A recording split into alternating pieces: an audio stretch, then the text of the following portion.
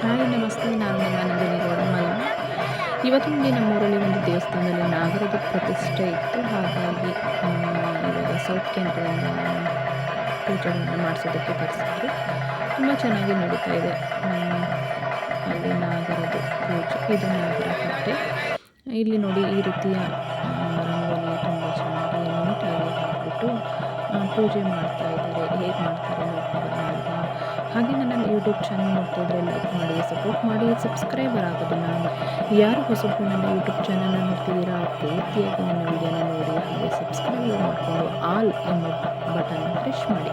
ಹೀಗೆ ಮಾಡಿದ್ರೆ ನನ್ನ ವೀಡಿಯೋಗಳು ಬೇಗ ನಿಮಗೆ ಬಂದು ತಲುಪುತ್ತೆ ನಾನು ಹಾಕಿದ ತಕ್ಷಣ. ಹಾಗಾಗಿ ನನ್ನ ವೀಡಿಯೋಗಳನ್ನು ಪೂರ್ತಿಯಾಗಿ ನೋಡಿ, ಹಾಗೆ ಎಲ್ಲೂ ಸ್ಕಿಪ್ ಮಾಡಬೇಡಿ. ನನಗೆ ಒಂದು ಒಳ್ಳೆಯ ಸಪೋರ್ಟ್ ಆಗುತ್ತೆ. ನೋಡಿ ಎಷ್ಟು ಚೆನ್ನಾಗಿ ನೀಟಾಗಿ ಪೂಜೆ ಮಾಡ್ತಾರೆ ಅಂತ. ಏನಪ್ಪ ಇವಳು ಇಷ್ಟೊಂದು ಮಾತಾಡ್ತಾಳೆ ಅನ್ಕೋಬೇಡಿ. ಈ ಪೂಜೆನೂ ನೋಡ್ತಾ ಇರಿ, ಹಾಗೆ ನನ್ನ ಮಾತುಗಳನ್ನು ಕೇಳಿಸ್ಕೊಳ್ತಾ ಇರಿ. ಕೆಲವೊಂದು ಟೈಮಲ್ಲಿ ಮಾತಾಡ್ತೀನಿ, ಕೆಲವೊಂದು ಟೈಮಲ್ಲಿ ಮಾತಾಡಲ್ಲ. ಪೂಜೆ ಮಾಡುವಾಗ ಹೆಚ್ಚಾಗಿ ಮಾತಾಡಬಾರ್ದು ಅಲ್ವಾ. ಆದ್ರೂ ನಾನು ಈ ವಾಯ್ಸನ್ನು ಕೊಡ್ತಾ ಸ್ವಲ್ಪ ಹೊತ್ತು ಮಾತಾಡ್ತೀನಿ ಅಷ್ಟೇ. ನಾಗರ ಪೂಜೆ ಎಲ್ಲರಿಗೂ ವಿಶೇಷವಾಗಿರುತ್ತೆ. ಇಲ್ಲಿ ದೇವರಿಗೆ ಪ್ರತಿಷ್ಠೆ ಮಾಡ್ತಾ ಇದ್ದಾರೆ. ಹೊಸದಾಗಿ ನಾಗರ ಕಟ್ಟೆ ಕಟ್ಟಿಬಿಟ್ಟು ಪ್ರತಿಷ್ಠೆ ಮಾಡ್ತಾ ಇದ್ದಾರೆ. ಹಾಗಾಗಿ ಇಷ್ಟು ಗ್ರ್ಯಾಂಡಾಗಿ ಪೂಜೆ ಮಾಡ್ತಾ ಇದ್ದಾರೆ. ಈ ವಿಡಿಯೋನ ನಾನು ತುಂಬ ದಿನ ಆಗಿತ್ತು ನನಗೆ ಅನ್ಕೊಂಡಿದ್ದೆ, ಬಟ್ ವಿಡಿಯೋನ ಎಡಿಟ್ ಮಾಡಿ ಹಾಕೋದಕ್ಕೆ ನನಗೆ ಟೈಮ್ ಆಗೋದಿಲ್ಲ. ಹಾಗಾಗಿ ಸ್ವಲ್ಪ ಲೇಟಾಗಿ ಈ ವಿಡಿಯೋನ ಹಾಕ್ತಾ ಇದ್ದೀನಿ. ಈ ಪೂಜೆಯಾಗಿ ತುಂಬ ದಿನ ಆಗಿದೆ, ಬಟ್ ನನಗೆ ಟೈಮ್ ಇರಲಿಲ್ಲ. ಹಾಗಾಗಿ ನಾನು ವಿಡಿಯೋ ಎಡಿಟ್ ಮಾಡಿ ಹಾಕೋದಕ್ಕೆ ಟೈಮ್ ಇರಲಿಲ್ಲ. ಹಾಗಾಗಿ ಇವಾಗ ಅದನ್ನು ಹಾಕ್ತಾ ಇದ್ದೀನಿ. ಯಾವಾಗ ಹಾಕಿದ್ರೆ ಏನು, ವೀಡಿಯೋ ಚೆನ್ನಾಗಿದ್ರೆ ಅದು ವಿಡಿಯೋ ನೋಡೋದಕ್ಕೆ ಒಂದು ಖುಷಿ ಕೊಟ್ಟರೆ ಆಯಿತು ಅಲ್ವಾ.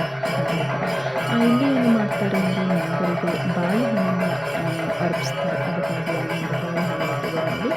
ಈ ಬಾಳೆಹಣ್ಣಲ್ಲಿ ಮೂತಿ ಇಲ್ಲ. ಕೆಲವೊಂದು ವಿಡಿಯೋವನ್ನು ನೋಡಿರ್ಬೋದು. ಮೂತಿ ಇರುವ ಬಾಳೆಹಣ್ಣು ಹೇಗಿರುತ್ತೆ ಅಂತ ತೋರಿಸಿದ್ದೀನಿ. ಅದನ್ನು ನಾಗರಿಗೆ ಹಣ್ಣು ಹಾಕಿದ್ರೆ ಅದನ್ನು ಇಟ್ಟು ದೇವರಿಗೆ ಪೂಜೆ ಮಾಡ್ತಾರೆ. ಇದು ಈ ರೀತಿ ಇರಲಿಲ್ಲ. ಮತ್ತು ನಾಗರಿಗೆ ಅಡಿಕೆಯ ಹಿಂಗಾರು ತುಂಬಾ ಶ್ರೇಷ್ಠ. ಇಲ್ಲಿ ಎಲ್ಲ ಅಡಿಕೆ ತೋಟ ಇರೋದ್ರಿಂದ ತುಂಬಾ ಹಿಂಗಾರು ಸಿಕ್ಕಿತ್ತು. ದೇವರಿಗೆ ತುಂಬ ಅಚ್ಚುಕಟ್ಟಾದ ಪೂಜೆ ಮಾಡೋದಕ್ಕೆ ಸಹಾಯ ಆಗುತ್ತೆ. ಹಾಗೆ ಎಷ್ಟು ಚೆನ್ನಾಗಿ ನೀಟಾಗಿ ಕಟ್ಟೆಯನ್ನು ಕಟ್ಟಿದ್ದಾರೆ ನೋಡಿ, ತುಂಬ ನೀಟಾಗಿ ಕಟ್ಕೊಂಡಿದ್ದಾರೆ. ಹಾಗೆ ಹೇಳಬೇಕು ಅಂದರೆ ಇದು ಚಂಡಿಕೇಶ್ವರ ತಾಯಿಯ ಪಕ್ಕದಲ್ಲಿ ಈ ಕಟ್ಟೆಯನ್ನು ಕಟ್ಟಿದ್ದಾರೆ. ಈ ದೇವಸ್ಥಾನ ತುಂಬ ಚೆನ್ನಾಗಿದೆ. ಜಾತ್ರೆ ಆಗುತ್ತೆ. ಹಾಗೆಯೇ ವಾರದಲ್ಲಿ 2 ದಿನ ಪೂಜೆ ಇರುತ್ತೆ. ಅಂದರೆ ಡೈಲಿ ಪೂಜೆ ಮಾಡ್ತಾರೆ, ಬಟ್ ವಾರದಲ್ಲಿ 2 ದಿನ ವಿಶೇಷವಾದ ಪೂಜೆ ಇರುತ್ತೆ. ಹಾಗಾಗಿ ಆಗ ತುಂಬಾ ಜನ ಸೇರ್ತಾರೆ. ಇದನ್ನು ನನ್ನ ವಿಡಿಯೋನ ನನ್ನ ಮಗಳು ಮಾಡ್ಕೊಂಡು ಬಂದಿದ್ದು. ಹಾಗಾಗಿ ಸ್ವಲ್ಪ ಆ ಕಡೆ ಮಾಡಿದರೆ ಕ್ಲಿಯರಾಗಿ ಅಷ್ಟು ನೀಟಾಗಿ ಹಿಡಿಯೋಕ್ಕೆ ಅದಕ್ಕೆ ಸಾಧ್ಯ ಆಗಿಲ್ಲ ಅನಿಸುತ್ತೆ. ಯಾಕಪ್ಪ ಅಂದರೆ ಅವತ್ತು ನಾನು ಹೋಗಂಗಿರಲಿಲ್ಲ, ಹಾಗಾಗಿ ನಾನು ಹೋಗಲಿಲ್ಲ.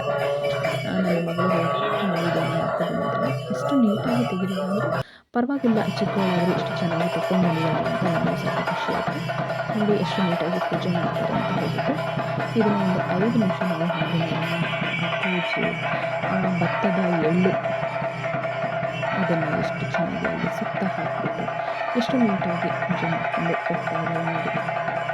ಇವರ ಮೇನ್ ಅಂತ ಅನಿಸುತ್ತೆ ನಾಗರ ಪೂಜೆಗೆ. ಹಾಗಾಗಿ ತುಂಬ ನೀಟಾಗಿ ಅಚ್ಚುಕಟ್ಟಾಗಿ ಮಾಡ್ಕೊಳ್ತಾರೆ.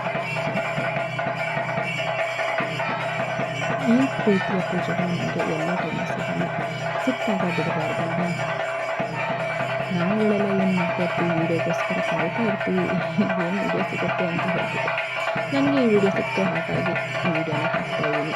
ಹಾಗೆ ನೀವು ಯೂಟ್ಯೂಬ್ ಚಾನಲ್ನ ಪೂರ್ತಿ ನೋಡಿ, ಸಬ್ಸ್ಕ್ರೈಬರ್ ಆಗೋದನ್ನು ಮರಿಬೇಡಿ. ಹಾಗೆ ಸಬ್ಸ್ಕ್ರೈಬರ್ ಆಗೋದು ನೋಡ್ತಾ ಇರೋ ವಿಡಿಯೋನ ಪೂರ್ತಿ ನೋಡಿ, ಒಂದು ಲೈಕ್ ಮಾಡೋದನ್ನು ಮಾತ್ರ ಮರಿಬೇಡಿ. ಹಾಗೆ ನನಗೆ ನಿಮ್ಮೆಲ್ಲರ ಸಪೋರ್ಟು ಬೇಕು. ನನ್ನ ವಿಡಿಯೋಗಳನ್ನು ಎಲ್ಲದನ್ನು ನೋಡಿ ನನಗೆ ಸಪೋರ್ಟ್ ಮಾಡಿ ಪ್ಲೀಸ್ ಅಂತ ಮಾತನ್ನು ಕೇಳ್ಕೊಳ್ತೀನಿ. ಏನಪ್ಪ ಇವಳು ಇಷ್ಟೊಂದು ಮಾತಾಡ್ತಾಳೆ ಅನ್ಕೋಬೇಡಿ. ನಮ್ಮದು ಮಾತು ಬಂಡವಾಳ ಅಂತ ನನಗೆ ಮಾತಾಡಿದ್ರೆ ವಿಡಿಯೋ ನೋಡೋದಕ್ಕೆ ಚೆನ್ನಾಗಿರೋದು. ಹಾಗಾಗಿ ನಾನು ವಾಯ್ಸ್ನ ಪೂರ್ತಿಯಾಗಿ ಅದನ್ನು ಮಾಡಿಲ್ಲ. ಸ್ವಲ್ಪ ಅಲ್ಲಿಯ ಪೂಜೆಯ ಸೌಂಡ್ ಕೇಳಿಸ್ತೆ ಅಂತ ಹೇಳ್ಬಿಟ್ಟು ಅದನ್ನು ಸ್ವಲ್ಪ ಹಾಕಿದ್ದೀನಿ. ಹಾಗೆ ನಾನು ಸ್ವಲ್ಪ ಹೊತ್ತು ಮಾತಾಡ್ತಾ ಇದ್ದೀನಿ. ಇನ್ನು ಸ್ವಲ್ಪ ಹೊತ್ತು ಮೌನವಾಗಿರ್ತೀನಿ, ಮತ್ತೆ ಬರ್ತೀನಿ. ವಿಡಿಯೋ ನೋಡ್ತಾ ಇರಿ.